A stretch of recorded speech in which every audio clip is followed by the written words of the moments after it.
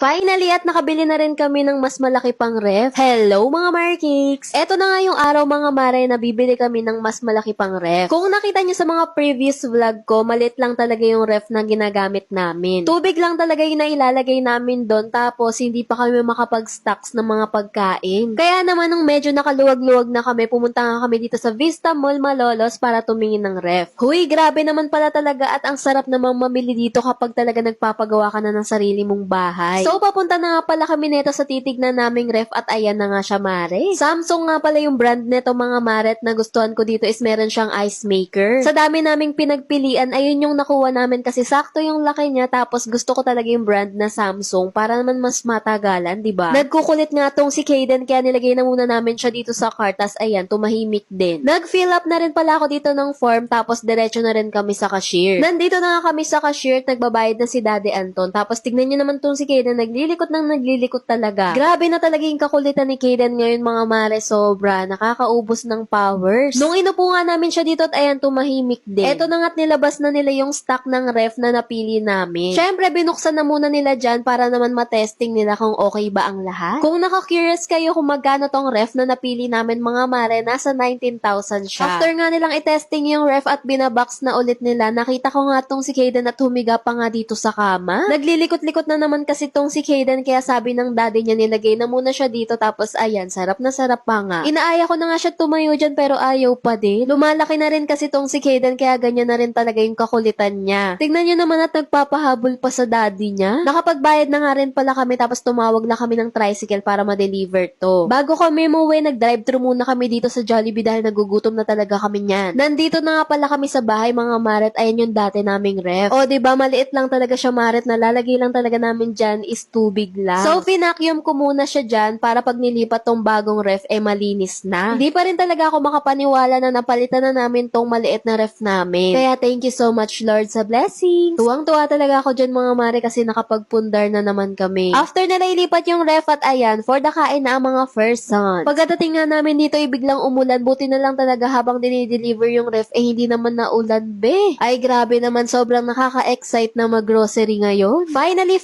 at makakapag-stocks na rin kami ng maraming pagkain. Update ko na lang ulit kayo sa next video. Salamat!